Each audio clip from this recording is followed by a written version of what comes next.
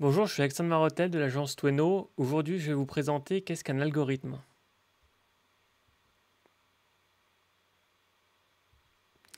Alors du coup, on va commencer par une définition. Alors en informatique, un algorithme, c'est une série limitée et claire d'opérations ou d'instructions capables de résoudre un ensemble de problèmes. Au niveau de Google, il s'agit d'un système mis en place pour rechercher et fournir les meilleurs résultats par rapport à une requête.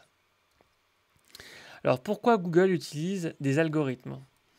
Alors, il y a trois raisons, hein. La première raison, c'est améliorer la recherche web, donc répondre notamment aux besoins, notamment aux nouveaux besoins qui vont être justement formulés par les utilisateurs, et également faciliter la recherche sur le web. Autre élément, l'objectif de Google, ça va être d'afficher des contenus de qualité.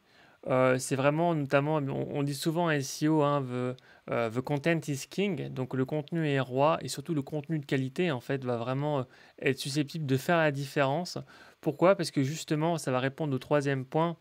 D'un point de vue de l'expérience utilisateur, finalement, un contenu qui va être qualitatif a beaucoup plus de chances finalement de répondre aux besoins de l'utilisateur et donc l'expérience du visiteur sur le site web qui va être proposé par Google sera bon. Donc ce sera la bonne, plutôt une bonne expérience. Du coup, donc voilà, c'est vraiment les trois grands éléments. Ensuite, le fonctionnement des algorithmes de Google.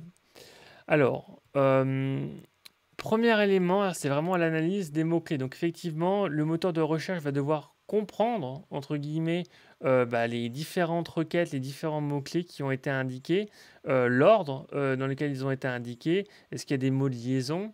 Bref, tout ça, c'est des éléments qui vont être pris en compte pour que justement l'analyse soit la bonne, pour justement arriver à l'étape 2, qui va être donc la recherche d'une correspondance entre la requête qui va être indiquée et ensuite les éléments qu'on va retrouver dans l'index. Finalement, l'index, c'est simplement une sorte de super bibliothèque, hein, qui est maintenue en continu par Google. Et du coup, eh bien, l'objectif, ça va être de faire, entre guillemets, matcher, hein, faire correspondre eh bien, ces contenus et avec la requête ou plutôt la requête avec les contenus qui peuvent correspondre. Ensuite, lorsque finalement le matching ou la correspondance entre les deux va être proposée, l'autre objectif, bien évidemment, de l'algorithme, notamment des algorithmes de Google, c'est de proposer un classement. Donc, le classement, l'objectif, c'est bien sûr un élément qui va être lié à la pertinence. Donc, du plus pertinent, hein, donc notamment les premiers résultats qui vont être affichés sur Google seront considérés comme les résultats les plus pertinents. Et puis, plus on va défiler, plus on va aller loin dans les pages, moins, finalement, le moteur de recherche va considérer que ce contenu est pertinent.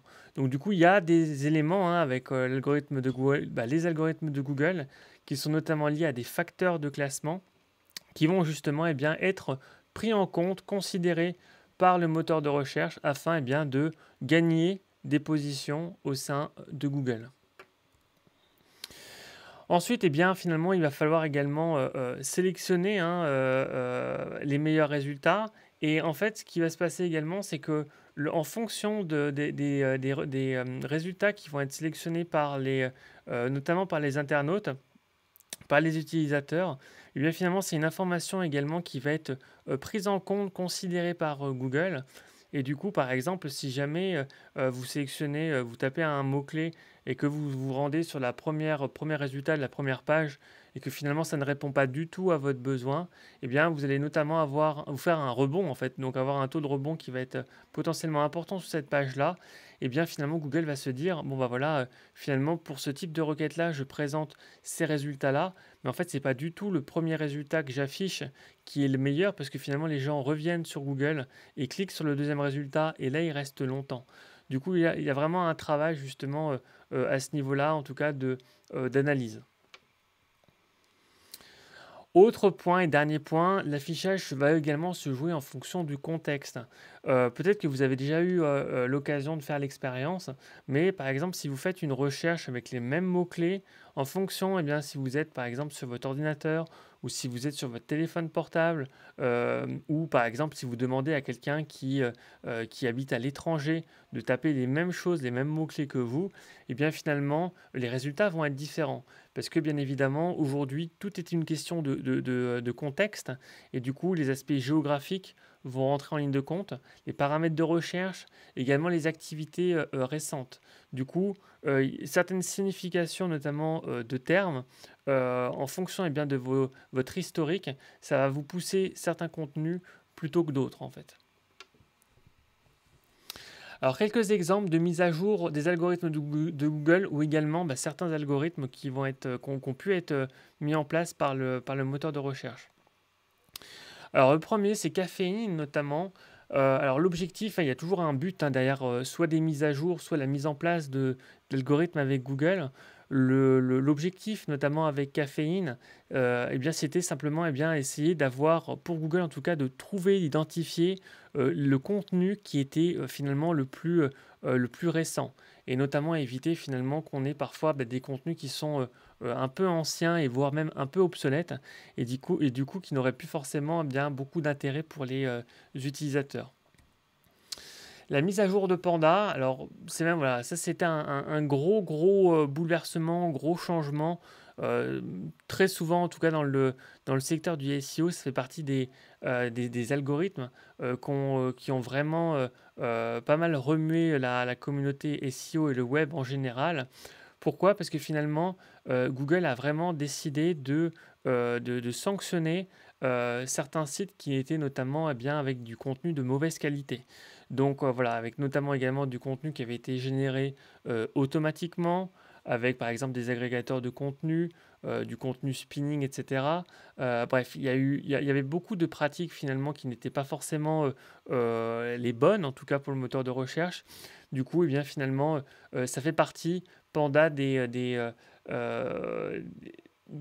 moments où finalement en SEO il y a vraiment eu des changements et là ça a vraiment fait partie, Panda en fait vraiment partie pour le coup. Ensuite, alors Top Heavy également, alors beaucoup moins impactant que Panda, mais du coup l'objectif c'était notamment, alors j'ai fait notamment une vidéo sur Above the Fold, donc tout ce qui est au-dessus du pli. Donc du coup, si jamais vous n'avez pas eu l'occasion de regarder cette vidéo, n'hésitez pas à aller jeter un coup d'œil. Mais en fait l'idée c'est que lorsque finalement vous allez arriver sur un site web, eh bien finalement il y a une partie, notamment la partie haute, qui va s'afficher sans que vous ayez besoin de scroller vers le bas. Et du coup, eh bien, finalement, l'objectif pour Google, c'était d'éviter justement que tout le monde mette énormément de publicité sur la partie haute, parce que finalement, ça ne permettait pas forcément, ça permettait pas forcément de consommer le contenu qui était sur le site. Du coup, voilà, il y a vraiment eu notamment un travail autour de... il y a vraiment eu même pas mal de pénalités, ou certaines pénalités qui ont été mises en place pour éviter ces pratiques qui sont justement des mauvaises pratiques aux yeux de Google. Autre, effectivement, alors gros chamboulement, notamment avec Penguin, c'était en 2012 et donc notamment, alors après, juste après Panda, Penguin a fait vraiment beaucoup de mal alors, à certains SEO et à certaines personnes également qui avaient des sites web, tout simplement parce qu'en fait c'était notamment la sanction sur des liens. Donc en SEO il y a vraiment deux choses, c'est d'un côté le contenu et de l'autre, disons, les backlinks ou les liens qui sont des liens entrants. Et du coup, eh bien, finalement, c'était chacun essayer d'acquérir le maximum de liens un peu de toutes les manières possibles et justement ne respectant pas forcément les règles de Google. Et donc, Penguin a vraiment mis un grand coup sur la tête, ou notamment au SEO qui ne respectait pas forcément les règles de Google. Du coup, ça fait partie des gros changements d'algorithme qui ont pas mal impacté la communauté. Ensuite, il y a Colibri et Hummingbird. Donc, alors l'idée, c'est vraiment de renforcer notamment les aspects vocaux, parce qu'aujourd'hui, finalement, la consommation notamment de contenu web se fait énormément, beaucoup plus sur le téléphone même que sur l'ordinateur. Donc du coup, eh bien, l'objectif pour bien faire des propositions, notamment en termes vocal, eh bien, c'est de faire en sorte de prendre pas un mot les uns derrière les autres, mais de prendre l'ensemble des mots en fait. Et du coup, il y a vraiment eu des progrès qui ont été faits en ce sens-là. Ça date de 2013. Ensuite, alors Pigeon, en 2014, alors qui est beaucoup moins impactant hein, que ce que j'ai pu présenter auparavant, mais voilà, ça a notamment eu des conséquences sur notamment les résultats locaux, hein, ainsi que Google Maps.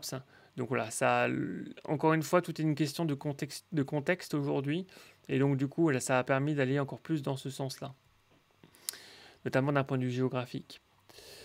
Ensuite, alors les mises à jour mobile friendly ou mobile JEDON. Alors du coup, c'est vrai qu'à l'époque, en tout cas, lorsqu'on a présenté l'arrivée de mobile JEDON, du coup, c'était censé être une sorte de nouveau cataclysme. Finalement, ça n'a pas vraiment fait bouger beaucoup de lignes. C'était simplement en fait pour que globalement les gens qui ont un site web, bien finalement ils aient un site web également qui fonctionne sur le téléphone. C'est vrai qu'aujourd'hui ça paraît quelque chose d'assez évident, mais forcément et bien du coup ça s'est fait plus ou moins alors difficilement en fonction des sites, mais du coup voilà c'était l'objectif en tout cas de cette mise à jour. Ensuite, Google Quality ou Phantom. Alors, l'objectif également derrière ça, hein, c'était de faire en sorte d'évaluer donc du coup la qualité des sites internet. Et du coup, voilà, l'objectif, hein, c'est que un site soit considéré comme potentiellement une vraie source de confiance, hein. Donc, du coup, alors après, alors là, j'ai pas parlé d'ailleurs de l'EAT dans cette vidéo, mais du coup, voilà, c'est le début hein, de l'Expertise Authority Trust. Voilà, c'est vraiment tester la qualité d'un site pour vraiment le considérer comme expert ou non dans son domaine. Avec RankBrain, pour le coup, c'est vraiment l'arrivée de l'intelligence artificielle, vraiment poussée à un nouveau niveau. Très clairement, l'objet, dans les prochains mois, prochaines années, on va aller encore vers plus d'intelligence artificielle, avec justement des algorithmes qui seront capables de vraiment comprendre encore plus les types de requêtes qui sont proposés, et donc capable de proposer par conséquent des résultats encore mieux adaptés aux besoins de l'utilisateur. L'objectif, hein, c'est vraiment ça, de répondre au mieux avec l'ensemble de l'information qu'on a sur le web. Ensuite, Possum, alors bon, ça c'est plutôt lié, donc c'est un algorithme qui date de 2016 du coup, et c'est plutôt lié à du référencement local. Et enfin, il me semble que c'est le dernier, la mise à jour de BERT. Donc, ce qui est intéressant notamment avec BERT, c'est notamment le fait de comprendre le contexte, notamment pas prendre un mot, mais voir dans quel mot, quels sont les différents mots qui sont autour de ce mot-clé principal potentiellement. Et du coup, ça permet de donner de la contextualité au terme. Et du coup, ça permet justement de proposer des résultats qui vont être encore plus affinés. Et voilà, donc si vous voulez aller un peu plus loin en SEO, n'hésitez pas à aller sur le blog de Tweno, hein. J'ai notamment un article où je rentre encore plus dans le détail. Là, avec cette vidéo, j'essaie de faire des vidéos qui restent courtes. Du coup, n'hésitez pas à aller voir. Je rentre bien évidemment beaucoup plus dans le détail des différents algorithmes et même de l'explication à proprement parler des algorithmes de Google, avec à la fois du texte, des visuels, des vidéos. Bref, largement de quoi faire si jamais vous êtes curieux. Et bien évidemment, c'est gratuit. Si vous souhaitez également aller un peu plus loin en SEO, n'hésitez pas à regarder la collection Apprendre le SEO hein, que je propose. Donc, il y a notamment SEO pour les débutants, tout ce qui est lié également à la recherche des mots-clés et comment obtenir des avis Google.